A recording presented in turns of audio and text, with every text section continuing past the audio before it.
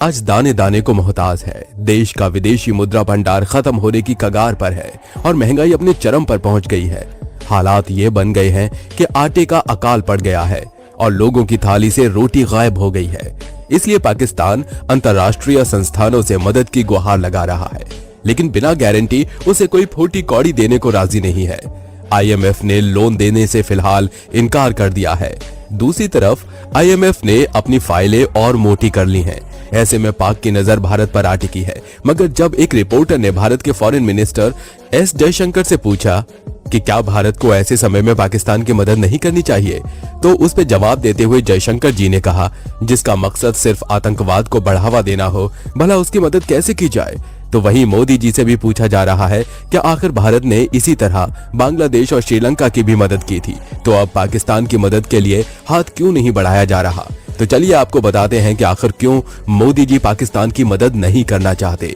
इन दिनों पाकिस्तान की आर्थिक दुर्गति अपने चरम पर पहुंच चुकी है। आलम यह है कि आम जनता बढ़ती महंगाई से परेशान हो चुकी है। आटा, चावल और दाल जैसी आम जरूरत की वस्तुओं के दाम आसमान छू रहे हैं। बता दें कि पाकिस्तान में 1 किलो आटा लगभग 200 रुपए प्रति किलो बिक रहा है। इस्लामाबाद हो या पेशावर या खैबर पख्तूनख्वा या फिर कराची, हर जगह खाने के सामान की कीमत आसमान छू रही है। जबकि 2021 में यहाँ गेहूं की फसल 28.75 मिलियन टन हुई थी। इतना गेहूं पैदा करने के बावजूद आज अगर पाकिस्तान आटे के लिए तरस रहा है, तो इसके पीछे पाकिस्तान के नेताओं का विजन जिम्मेदार है। भारी कर्ज, घटता मुद्रा भंडार, वैश्विक महंगाई, महंगा ईंधन और राजनीतिक अस्थिरता ने पाकिस्तान को कंगाली के मुहाने पर पहुंचा दिया है। देखा जाए तो इस बर्बादी की नींव 1970 में ही पड़ गई थी, जब पाकिस्तान के 7वें प्रधानमंत्री जुल्फिकार अली भुट्टो ने परमाणु बम के एवज में एक बयान दिया था, पाकिस्तानी घास खाएंगे, भूखे रहेंगे, लेकिन परमाणु बम हासिल करके रहेंगे। और आज भुट्टो की वही बात सच साबित होती नजर आ रही है। देश के पास परमाणु हथियार तो हैं, लेकिन रोटी के लिए एक दूसरे का खून कर रहे हैं।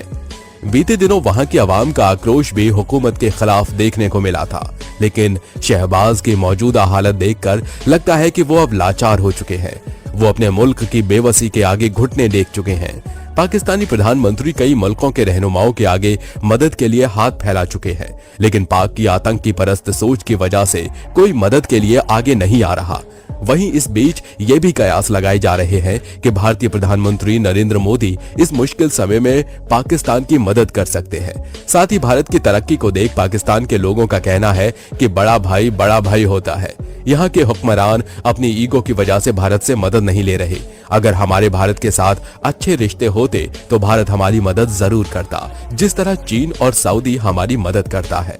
भारत बहुत ताकतवर है, वो हमसे बहुत आगे है। वो लोग मेहनत कर रहे हैं और हम लोग मजहब से बाहर ही नहीं निकल पा रहे हैं। हमें अपनी ईगो को अलग करना चाहिए। भारत हमसे बहुत बड़ा है, ये बात मान लो।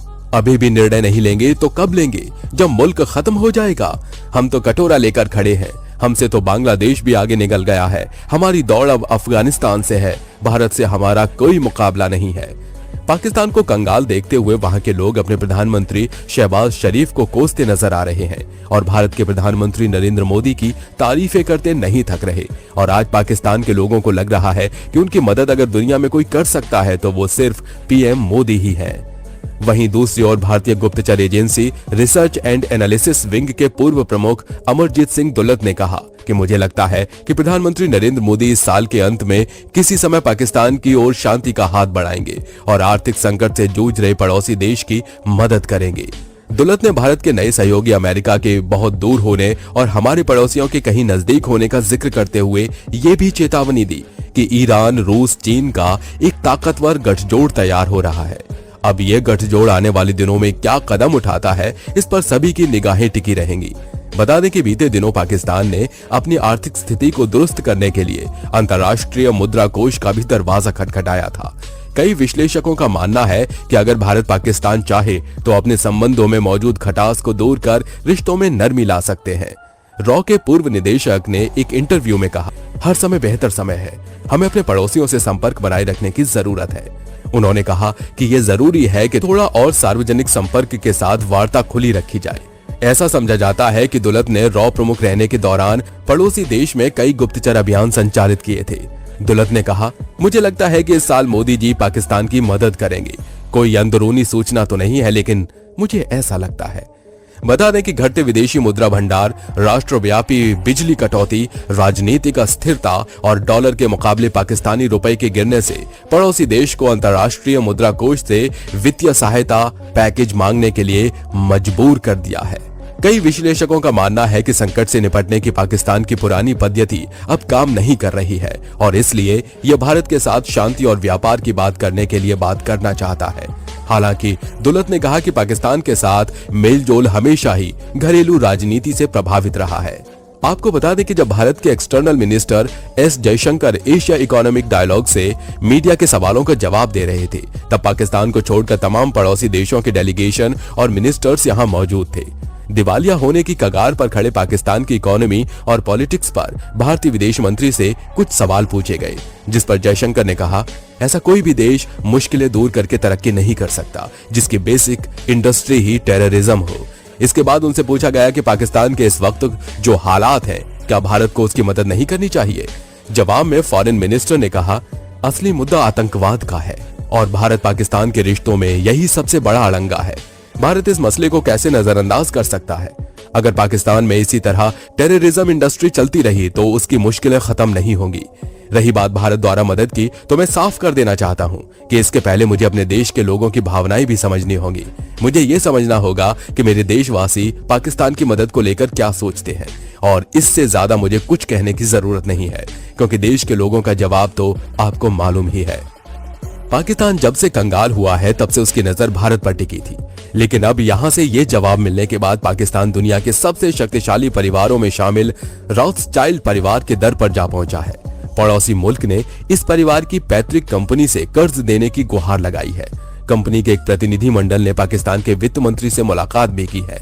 कमाल की बात यह है, रॉथस्चाइल्ड परिवार का धर्म यहूदी है। दोस्तों, भूखे आदमी को सही गलत नहीं दिखाई देता, उसे सिर्फ और सिर्फ खाना दिखता है।